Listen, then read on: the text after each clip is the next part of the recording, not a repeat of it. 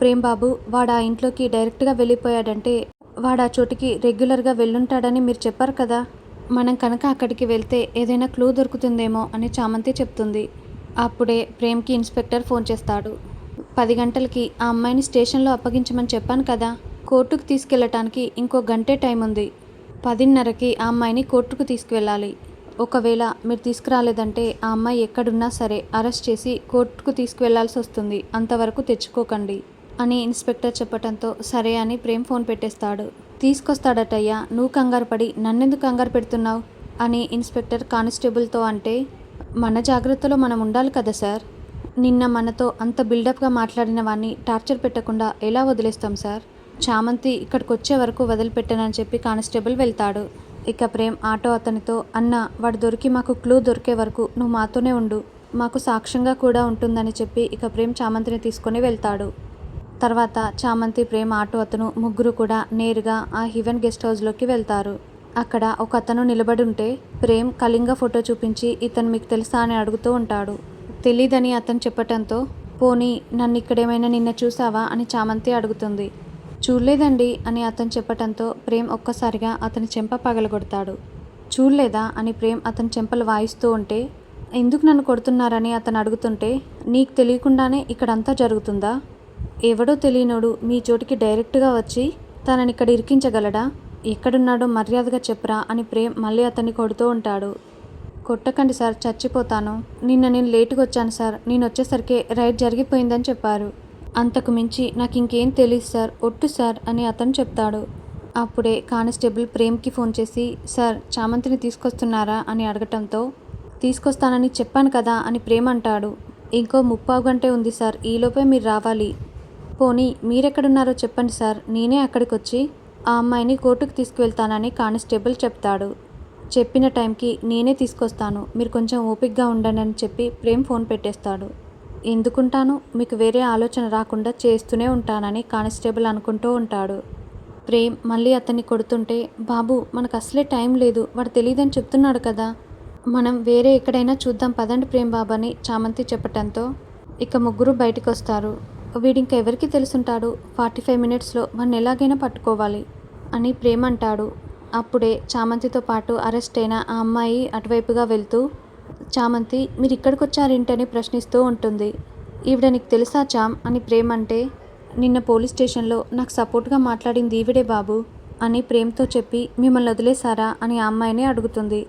మా వాళ్ళు బెయిల్ మీదే తీసుకొచ్చారు, ఇప్పుడు 10:30కి కోర్టుకు వెళ్ళి ఫైన్ కట్టి రావాలి. అవును వాడెవడో తెలిసిందా అని ఆ అమ్మాయి అడిగితే, వాడిని పట్టుకోవటానికే ఇక్కడికి వచ్చామండి, లోపల ఒక అతను ఉన్నాడు, కానీ అతను నాకేమీ తెలియదని చెప్తున్నాడు అని చామంతి అంటే, వాడు పెద్ద కంత్రిగాడండి, తెలిసినా తెలీదనే చెప్తాడు. మీరేం తెలుసుకోవాలనుకుంటున్నారో నాకు చెప్పండి, తెలిస్తే చెప్తానని ఆ అమ్మాయి చెప్తుంది. అప్పుడే ప్రేమ్ తన ఫోన్లో కళింగ ఫోటోని చూపించి, వీడు మీకు తెలుసా, వీడే చామంతిని ఈ కేసులో ఇరికించాడు అని ప్రేమ్ చూపించటంతో, వీడా, ఈ దొంగెదివే నన్ను ఇరికించింది అని ఆ అమ్మాయి అంటే, అంటే వీడు మీకు తెలుసా అని చామంతి ప్రశ్నిస్తుంది. వీడి పేరు కళింగ, ఎంతోమంది జీవితాల్ని నాశనం చేశాడు, నా జీవితాన్ని కూడా నాశనం చేశాడు. డబ్బుల కోసం గడ్డి తినే రకం వాడు. డబ్బులు ఇస్తానంటే ఎలాంటి పనైనా చేస్తాడు. మీ పని ఒప్పుకున్నాడంటే వాడికి డబ్బులు వచ్చినట్లున్నాయి. జేబులో కనుక డబ్బులు పడ్డాయంటే వాడు ఆ జనతా బార్లోనే పడి తాగుతుంటాడు. అక్కడికి వెళ్తే కనుక మీకు దొరకచ్చని ఆ అమ్మాయి చెప్తుంది. వీడి ఫోన్ నెంబర్ ఏమైనా ఉందా అని ప్రేమ్ అంటే, వాడు ఒకే నెంబర్ వాడాడు సార్, మారుస్తూనే ఉంటాడు. నా దగ్గరున్న నెంబర్ అయితే ఇస్తాను, పనిచేస్తుందేమో చూడండి అని ఆ అమ్మాయి ఫోన్ నెంబర్ ఇవ్వటంతో ఇక ప్రేమ్ ఆ నెంబర్కి ఫోన్ చేస్తాడు. ఫోన్ స్విచ్ ఆఫ్ రావటంతో, చెప్పాను కదా సార్ వాడు ఒకే నెంబర్ వాడాడని, వాడిని నేను చూస్తుంటే మీకు అన్ని విషయాలు చెప్పుండేదాన్ని అని ఆ అమ్మాయి అంటే, పోలీసులను చూసి అక్కడే పారిపోయాడని చామంతి చెప్తుంది. నాకు తెలిసి వాడు తప్పకుండా ఆ బార్లోనే ఉంటాడు అని ఆ అమ్మాయి చెప్పటంతో, చాలా థ్యాంక్స్ అండి, ఒక దారి చూపించారు అని ప్రేమ్ ఆ అమ్మాయికి థ్యాంక్స్ చెప్పి బార్ దగ్గరికి వెళ్తారు. బార్లో ఆ రౌడీ ఫుల్గా మందు కొట్టి డ్యాన్స్ వేస్తూ ఉంటాడు. అప్పుడే ప్రేమ్, చామంతులు, ఆటో అతను ఆ బార్ దగ్గరికి వెళ్తారు.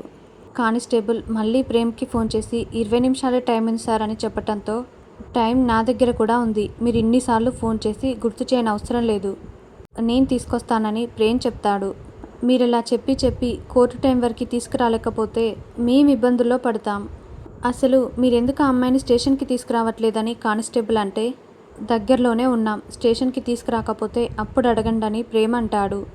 అడగడం అంటూ ఉండదు, మీరు ఆ అమ్మాయిని పూచికత్తు మీద తీసుకువెళ్లారు.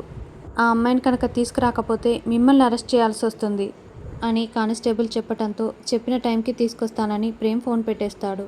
ఈ లోపలే ఆ రౌడీ తన ఫోన్ని అక్కడే టేబుల్పై మర్చిపోయి అక్కడి నుండి వెళ్ళిపోతాడు. ఇక వాళ్ళ ముగ్గురు బార్ లోపలికి వెళ్ళి వెతుకుతూ ఉంటారు. అక్కడెక్కడా వాడు కనిపించకపోవటంతో ప్రేమ్ అతని ఫోటో చూపించి పక్కనున్న వాళ్ళని అడుగుతూ ఉంటాడు. వీడింతసేపు ఇక్కడే ఫుల్గా మందు కొట్టేసి వెళ్ళిపోయాడు, అదిగో ఫోన్ కూడా ఇక్కడే మర్చిపోయాడని అతను చూపించటంతో ప్రేమ్ ఆ మొబైల్ని తీసుకుంటాడు. చామ్ వాడు కనిపించలేదు కానీ వాడి ఫోన్ మాత్రం దొరికిందని ప్రేమ్ అంటే, ఇంకా 20 నిమిషాలే ఉంది బాబు, వాడు ఎక్కడున్నాడో ఎలా కనిపెడదామని చామంతి టెన్షన్ పడుతూ ఉంటుంది. ఇంకోవైపు నిషా తన రూమ్లోకి వచ్చి, అసలు ఈ కళింగగాడు ఎక్కడున్నాడు, ఒకసారి ఫోన్ చేస్తే బెటర్, వీణ్ణి నమ్మకూడదు, బయట ఎక్కడైనా తిరిగాడంటే నాకు ప్రాబ్లం అవుతుంది అని నిషా వెంటనే కళింగ మొబైల్కి ఫోన్ చేస్తుంది. ప్రేమ్ ఆ మొబైల్ని చూసి, మేడం అని వస్తుంది చామ్ అని ప్రేమ్ అంటే, రిసీవ్ చేసి మాట్లాడండి బాబు అని చామంతి అంటుంది. ఇక ప్రేమ్ ఆ ఫోన్ని లిఫ్ట్ చేసి హలో అనగానే నిషా చాలా షాకింగ్గా వింటూ, ప్రేమ్ గొంతులా వినిపిస్తుంది అని నిషా వెంటనే ఫోన్ని కట్ చేస్తుంది. హలో మేడం అని ప్రేమ్ అంటున్నా కూడా నిషా ఫోన్ కట్ చేస్తుంది. కట్ చేసింది చామ్ అని ప్రేమ్ అంటే, ఆ నెంబర్ చూడండి బాబు, ఎవరిదో తెలిసిపోతుంది కదా అని చామంతి అంటే, ఈ నెంబర్ నాకు తెలీదు చామ్, నువ్వు చూడని ప్రేమ్ అంటాడు. చామంతి కూడా ఆ నెంబర్ని చూసి నాకు తెలియదని చెప్తుంది. అసలు ఆ ఈడియట్ ఫోన్ ప్రేమ్ దగ్గరికి ఎలా వచ్చింది, నా నెంబర్ నుంచి చేయలేదు కాబట్టి సరిపోయింది. అసలు ఏం జరుగుతుంది, రే కళింగ ఎక్కడికి వెళ్ళిపోయావురా, ప్రేమ్కి దొరికిపోతే ఇంకేమైనా ఉందా అని నిషా టెన్షన్ పడుతూ ఉంటుంది. తర్వాత ఆ రౌడీ ఒక పాన్ షాప్ దగ్గర సిగరెట్ తాగుతూ తన మొబైల్ లేదని గమనించుకొని పక్కనే ఉన్న అతన్ని ఫోన్ అడిగి తన నెంబర్కి ఫోన్ చేస్తాడు. ప్రేమ్ ఫోన్ లిఫ్ట్ చేసి హలో అనగానే, భయ్యా అది నా ఫోనే భయ్యా, ఎక్కడో మర్చిపోయాను భయ్యా, మీరు ఎక్కడున్నారు భయ్యా అని అతను అడుగుతూ ఉంటాడు. మీరు జనతా బార్లో మందు తాగి వెళ్ళిపోయారు కదా, అక్కడే మీ ఫోన్ను మర్చిపోయారు, మీకు సర్వ్ చేసింది నేనే సార్ అని ప్రేమ్ చెప్తాడు. ఒరే నా ఫోన్ నీ దగ్గర ఉందా, సరే అక్కడికే వస్తున్నానురా అని ఆ రౌడీ అనటంతో, సార్ మీరిక్కడికి రావటం ఎందుకు, మీరు ఎక్కడున్నారో చెప్పండి, నేనే అక్కడికి వచ్చి మీ ఫోన్ని ఇస్తాను అని ప్రేమ్ అంటే, నువ్వు చాలా మంచోడివిరా అని ఆ రౌడీ తను ఎక్కడున్నాడో అడ్రస్ చెప్తాడు.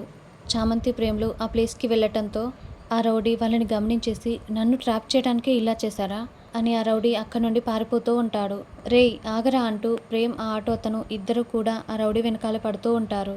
ఇక ప్రేమ్ ఆ రౌడీని పట్టుకొని, రేయ్ అన్యాయంగా చామంతిని ఇరికిస్తావా, నీ చేత ఎవరిదంతా చేయించారో చెప్పరా అని ప్రేమ్ అంటే, తెలీదని అతను చెప్తాడు.